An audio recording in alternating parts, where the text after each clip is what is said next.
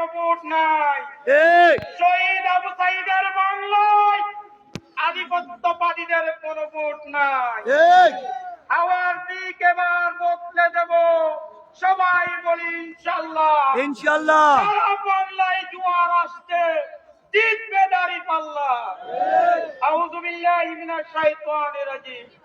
বিসমিল্লাহির রহমানির রহিম।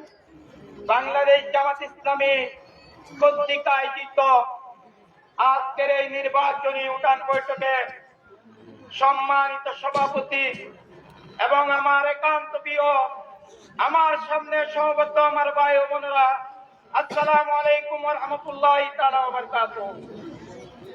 বক্তব্যের শুরুতে সেই মহান রব্বুল ইজ্জতের দরবারে লাখো কোটি শুকরিয়া আদায় করি যে রব্বুল আলামিন আমাদেরকে এই বক্তার পাড়ার মাটিতে, আমার মনে হয় এটি বাংলাদেশ জামাত ইসলামের প্রথম জনসভা, তাই আল্লাহর দরবারে শুকরিয়া আদায় করি বা বলি আলহামদুলিল্লাহ। আলহামদুলিল্লাহ এবং সালাম বিশ্ব মানবতার কান্ডারি নবী, মানবতার নবী মুহাম্মদ রাসূলুল্লাহ সাল্লাল্লাহু আলাইহি ওয়াসাল্লামের প্রতি, যারা নিত বিধিবিধানকে বাস্তবায়ন করার লক্ষ্যে বাংলাদেশ জামাত ইসলামী, বাংলাদেশ ইসলামী ছাত্র শিবির বাংলার এই জমিনে কাজ করে যাচ্ছে।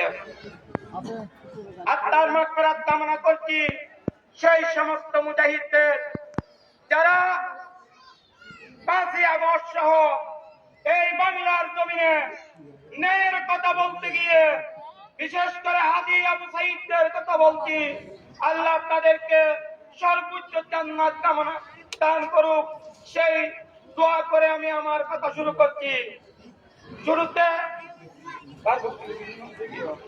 শুরুতে আমি আপনাদেরকে একটা কথা বলতে চাই, আপনারা জামাত ইসলামীকে কেন ভোট দিবেন? প্রশ্ন আসে না? কেন ভোট দিবেন? এখানে মেয়ের বাবা আছেন, কারা কারা একটু হাত তুলেন তো দেখি।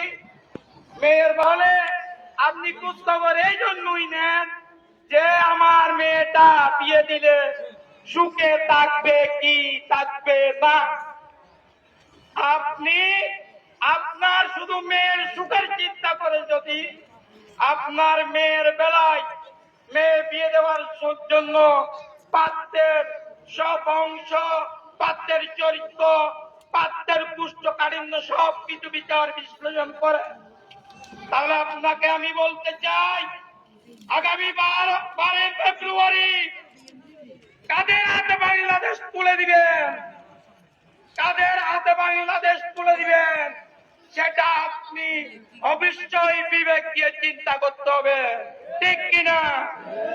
যাদের প্রার্থীদের ঋণ আছে 5,000 কোটি টাকার উপরে, তাদের হাতে কি আপনি আপনার ভোট দিবেন? না। তাদের হাতে বাংলাদেশ দিবেন? আমরা বাংলাদেশের মানুষ বড়ই বেকুব। আমরা বাংলাদেশের মানুষ ইলেকশন আসলে আমরা ভুলে যাই 500 টাকার লোভে, টাকার মোহে আমরা আমাদের ভোট নামক পবিত্র আমানতের কিয়ানত করি, আর পরে বলি দেশের এই অবস্থা, দেশের উন্নয়ন হয় না, দেশের এই হয় না, দেশের সে হয় না। আপনি রোপণ করবেন তাল গাছ, আশা করবেন আঙ্গুর ফল, এটা কি সম্ভব? না। নাকি সম্ভব না? তাইলে আপনি জামাত ইসলামীকে কেন ভোট দিবেন? বাংলাদেশ অন্য সকল দলকে বিবেচনা করেন।